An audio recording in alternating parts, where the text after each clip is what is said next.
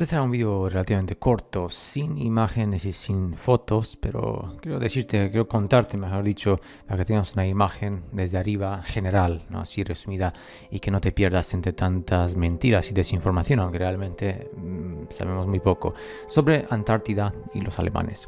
Hay que empezar con la sociedad Thule, THULE, que tampoco puedo entrar en detalles porque según las normas de YouTube no está bien, pero ellos fueron fundados o creados en 1919, por tanto, mucho antes de lo que pasó en la guerra.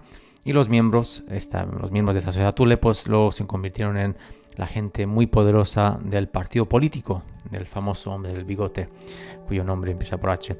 Y de hecho, el símbolo de la svástica, que viene de mucho antes, obviamente, porque hace referencia a la energía libre, pero este era el símbolo de la sociedad Thule y fue adoptado por parte del hombre del bigote porque se cuenta de que el mentor del hombre del bigote en la sociedad Thule, de la cual él también forma parte, era también miembro. O sea que todos estaban en el mismo grupo Thule, y este grupo Thule invitó en cierto momento a dos mujeres bellas muy jóvenes que, según ellas, se declararon a sí mismas como mediums del trance.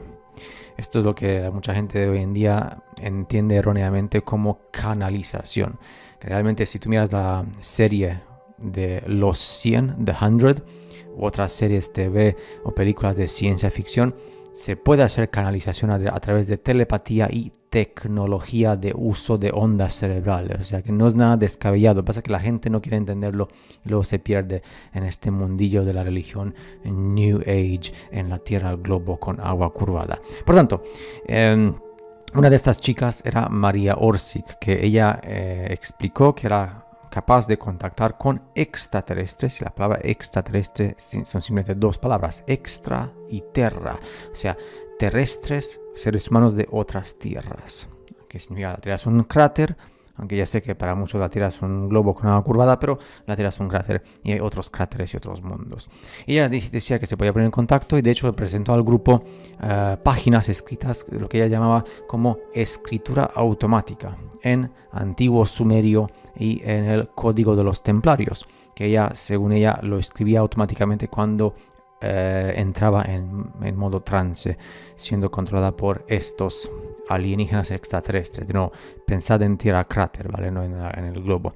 Y de hecho, estos documentos en antiguo sumerio y el código templario fueron traducidos al alemán y fueron instrucciones de cómo construir un motor de levitación. Y fijaos que uso levitación porque otros canales os dirán antigravedad, porque no piensan dos veces en saber que la gravedad es una mentira. La gravedad es una teoría, que esto tampoco mucha gente lo piensa. Entre teoría y ley hay mucha diferencia. La gravedad es una teoría, no es ley. Electromagnetismo y levitación y densidad son leyes supremas, irrefutables de la Tierra cráter plana en la que vivimos y otros mundos tanto que hay por ahí. Por tanto, después de la Thule hay otra sociedad que hay que mencionar, que es la Vril, VRIL, que fue fundada de hecho un año antes, en 1918, que perdón si me metí algo en la pregunta, que seguía pues también buscando conocimiento oculto, el ocultismo.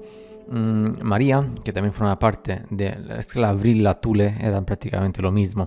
Ella y sus chicas de Vril eran psíquicos, mediums psíquicos, se llaman psíquicos a sí mismas, que comunicaban con miembros de esta supuesta civilización ultra definitiva, que según luego las tonterías que fueron escritas para meterte imaginaciones y todo eso, de Aldebarán. O sea, han llamado a Aldebarán como un sistema solar que está en la constelación de los Taurus, del Tauro, que está a 68 años luz distancia. Pero Aldebarán puede ser simplemente otro continente, igual que lo fue la Atlántida, igual que lo fue Lemuria o Mu, igual que lo hay hoy en día.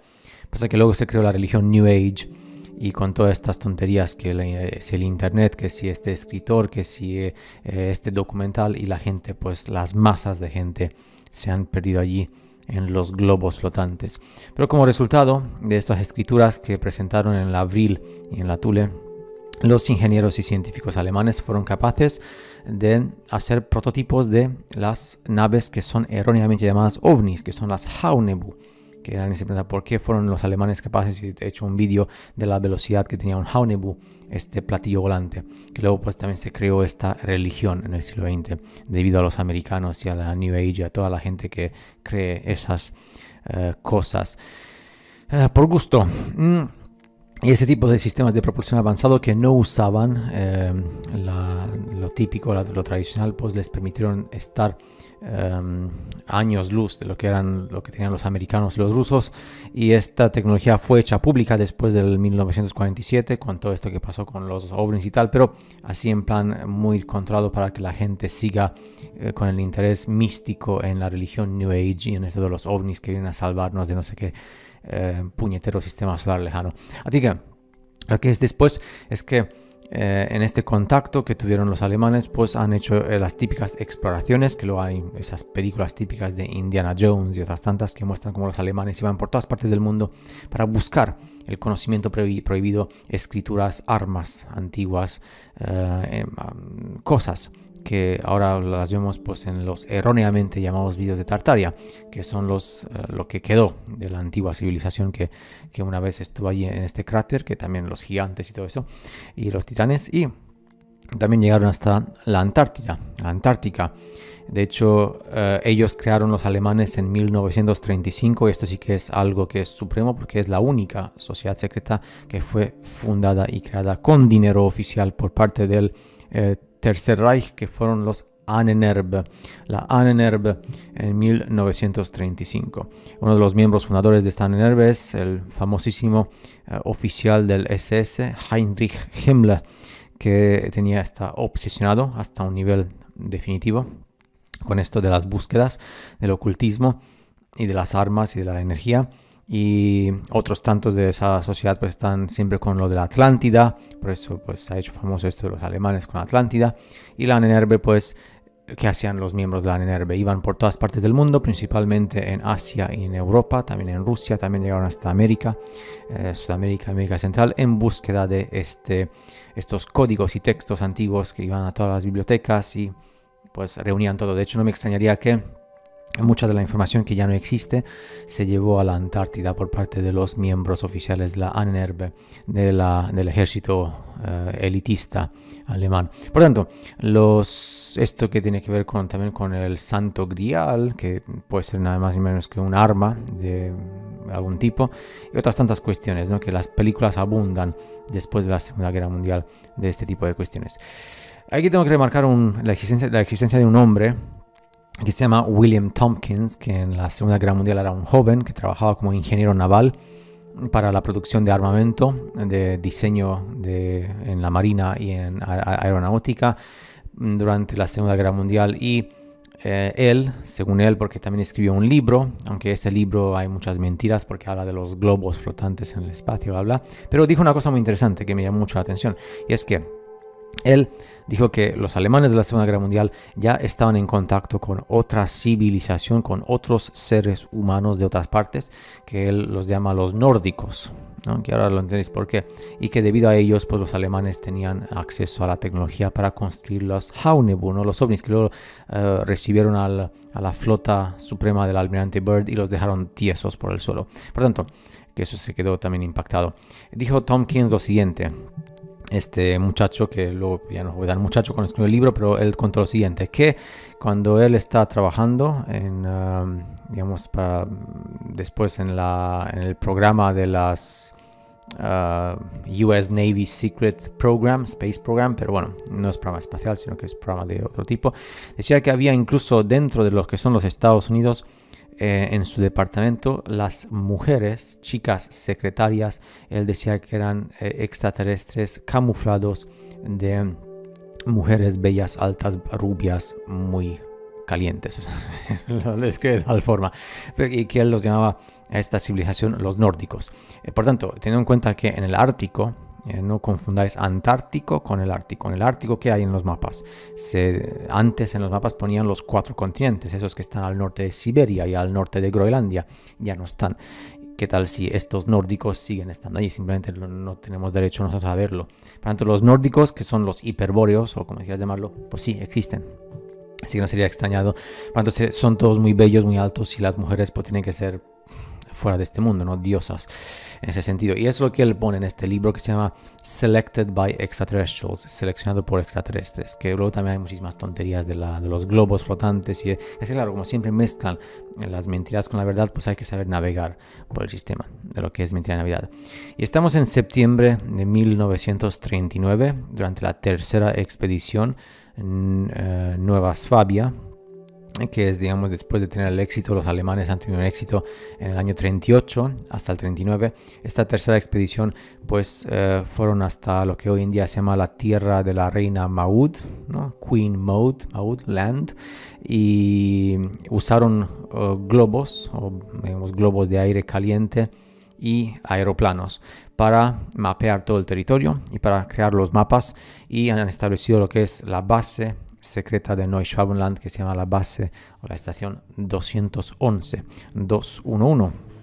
que es allí donde supuestamente llevaban todos los artefactos y todos los documentos que coleccionaban de todas partes del mundo, que luego os haré un vídeo diciendo en qué países fueron para que entendáis esos países que son supremos definitivos, que lo fueron en cuanto al conocimiento prohibido que existía ahí, y los alemanes se los llevaron a la Antártida, a su base secreta, y allí es donde también pues, han hecho uso de la tecnología para construir estos planos de estos ovnis y la Andrómeda y las naves y todo demás, que fue con lo que se encontró la flota del almirante Byrd en la operación High Jump, salto alto, ¿no? Y obviamente oficialmente decían los alemanes, porque por eso incluso en Alemania se dividió el ejército, ¿no? Porque oficialmente se pensaba que la expedición a la Antártica fue para hacer pruebas de armas en ambientes hostiles y de hacer expediciones de ese tipo. Extraoficialmente pues fue para otra cuestión. Y también os voy a contar ciertas cuestiones que si para los que están interesados pues pueden investigarlo, aunque toma muchísimo tiempo, referente a que hubo mucho tráfico por el Atlántico bajando desde Alemania hasta, digo bajando como si esto fuera realmente un plano. Y en los submarinos, que eran los U-530 de los alemanes, y también había una nave que era la Swabia, que hacían transporte desde Alemania hasta la Antártica, al destino. Y también, de hecho, la base 211 estaba en plena operación durante la Segunda Guerra, y ahí es donde se desarrollaron todas las armas. Y de hecho incluso hay un mapa, que también os haré un vídeo, que fue creado especialmente o hecho en un programa para National Geographic en los años 60, que ahí muestra la Antártica sin hielo y se ven los pasajes que fueron usados. Ahora después lo entenderéis cómo es capaz un submarino de navegar por los pasajes, porque si ves la Antártica sin hielo, pues te quedas flipado y alucinado. Y eso sí que pasó. Se llevaron los artefactos, y os voy a leer un texto pequeño que fue dicho por nada más ni menos que un hombre muy importante durante el tiempo del hombre del bigote, que es Karl Dönitz. Y Karl Dönitz fue gran almirante de la marina alemana, o sea, fue, digamos, el segundo al mando después del hombre del bigote para toda la marina, para todos los U-boats, los submarinos y las naves y los demás. Dijo lo siguiente, de hecho hay una foto en la que veis ahí que él dándole la mano, por eso tuve que censurar la cara del hombre del bigote, porque ya sabéis que la cara del hombre del bigote pues está prohibida. Y dijo lo siguiente: la flota submarina alemana, la flota de los U-boats alemanes, se siente orgullosa de haber podido, esto es fascinante, construir para el hombre del bigote, para el Führer, para el líder, en otra parte del mundo, un Shangri-La en tierra, una fortaleza imposible de penetrar. Imposible de llegar. Se han construido en otra parte del mundo, donde la Antártida, que es la base 211, con las armas, una fortaleza imposible de penetrar, imposible de llegar ahí. Por tanto, eso es lo que se encontró a lo mejor la fuerza del almirante Byrd de Estados Unidos, y también estaban y los rusos y los británicos, y había otros almirantes también que también hablaron de eso. Otra evidencia, el hecho de que supuestamente en el estrecho de Malaca es con doble C, en septiembre de 1944 hubo un submarino británico que envió torpedos a un submarino alemán, destruyéndolo. Era el submarino alemán U-859, y de los 67 que había a bordo, 20 sobrevivieron. Y luego, si haces una búsqueda que te toma mucho tiempo en los documentales que hay de supervivientes de la Segunda Guerra Mundial, se habla de que transportaban mercurio a ese lado. Por tanto, pues por qué transportaría un submarino alemán tan lejos de su tierra, tan lejos del conflicto, mercurio, ¿dónde? A la base de Antártica. Y si os acordáis de los vídeos que hemos hecho referente a que los edificios antiguos, que eran los que erróneamente se llaman como Tartaria, funcionaban con mercurio. Está el campo electromagnético y el mercurio. Y hay vídeos en YouTube que hablan sobre y muestran cómo el campo electromagnético, que es infinito del éter, afecta al mercurio como vórtice y se crea un sistema de energía libre que es también usado para la levitación y la flotación y todas estas cuestiones de armas supremas. Otra cosa que es un proyecto que muy pocos conoceréis, pero esto es real. Himmler, que era el jefe de la SS, tenía un proyecto que era seleccionar, y de hecho se seleccionaron 10.000 mujeres ucranianas en Ucrania, que Ucrania es un país del cual se habla muy poco, pero en Ucrania había muchísima gente de etnia alemana eslávica, que eran los típicos altos, rubios, muy bellos y bonitos, que prácticamente son los idénticos de los hiperboreanos, y fueron seleccionadas 10.000 mujeres, las más puras, y también 2.500 hombres que fueron traídos desde el frente ruso. Supuestamente, me pregunto yo si el frente ruso fue afectado por eso, porque realmente el proyecto para acercarse a Rusia fue para seleccionar las mujeres y los hombres puros, pero especialmente las mujeres de Ucrania, de esa parte, y fueron llevados todos hasta Nuevo Berlín. ¿Y dónde está Nuevo Berlín? En Antártida, en Neuschwabenland, para repoblar y para construir la nueva Alemania y el nuevo Berlín y todo lo demás, con solamente los que eran seleccionados, que tenían el ADN pues como tiene que ser según ellos. Y cuando llegaron los americanos, cuando llegaron a Alemania, se declaró oficialmente de que hay 250.000, ¿vale? Un cuarto de millón alemanes, ciudadanos alemanes, cuyo paradero es desconocido, y más de 100 submarinos que simplemente han desaparecido.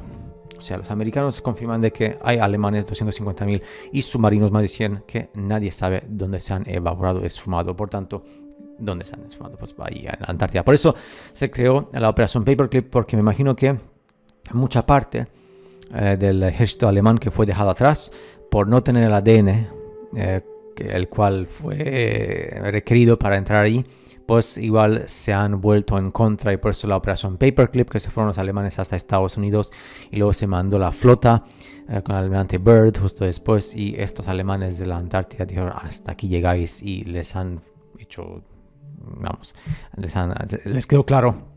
Y luego justo después de eso se crea el Tratado de la Antártida para que ni tú ni yo podamos acercarnos allí. Por tanto, pues, ¿por qué? Porque nuestro ADN pues no es, que es al fin y al cabo los que se muestran en las películas como Divergente y otras tantas películas y series que son de uso de ese tipo de cuestiones. Y se habla también de que el hombre del bigote con su mujer Eva Braun pues también llegaron hasta allí, a la base de la Antártida. Y de hecho hay también dos cuestiones que son muy interesantes, que ahora que está viendo esta perspectiva te lo tomas de otra forma diferente. Ya sabéis que en mayo del 45 fue cuando se declaró el fin de la guerra, pero es que un mes antes, un submarino que es el U-Boot 530 dejó Kiel en Alemania, esto fue en abril, y se fueron a una misión especial que se llama la Valkyrie 2 hasta Antártida para descargar lo último que se tenía que transportar de los documentos y cosas secretas en la base. Y después de transportarlo, este submarino se entregó en aguas argentinas el día 10 de julio, o sea, después del final. Me pregunto por qué se entregó. Igual porque no les permitieron la entrada, simplemente cumplieron con su misión y ya tuvieron que volver desde la Antártida porque no pudieron entrar al Nuevo Mundo, y se entregaron en Argentina. También, de hecho, después de eso, unas semanas más tarde, en agosto, creo que fue del 45, agosto, septiembre, otro submarino que es el 977 también se entregó a sí mismo en Argentina. Y les han hecho interrogatorio, y los tripulantes no querían decir absolutamente nada sobre la misión que tenían en la Antártida. Dos submarinos que se entregaron en Argentina porque seguramente no les quedó más remedio. Y también está la carta del tal Karl Unger que os he mostrado, que es el del otro submarino, que es el U-209, que también llegó al otro lado. Que este sí que llegó, o sea, este lo dejaron llegar, impresionante. Este tiene una historia muy interesante porque no os la he contado hasta ahora. Porque según la carta, que esa carta nos preguntamos cómo llegó, pero se habla de que un tal doctor Karl Haushofer, que fue, antes de acabar la guerra, fue gran general de la Armada alemana y político muy importante y también geógrafo. Y él tenía en su poder, igual él porque lo creó de esa forma, quién sabe, le dio al capitán del submarino donde estaba este Karl Unger. El capitán era Heinrich Broda, y este Heinrich Broda recibió detalles e instrucciones exactas de cómo navegar a las coordenadas específicas de la Antártida para llegar hasta la base secreta y a partir de ahí pues hasta Agartha. Y luego Karl Unger, que era tripulante de este submarino, que recibió las órdenes del antiguo general de Armada, pues llegó allí y dijeron que ya está, que no nos vamos a volver. Y de hecho, si vais a investigar, hay páginas web oficiales que hablan sobre lo que pasó con los U-Boats. De hecho, hay una página en alemán que habla solamente de esto, de qué pasó con todos los submarinos alemanes. Y si hacéis una búsqueda del submarino U-209, se pone como que ha desaparecido. No se pone que fue destruido, sino que simplemente ha desaparecido. Así que cuando algo ha desaparecido es porque se fue a otro sitio. Ahí está la cuestión fascinantemente suprema. Y este sería como el resumen.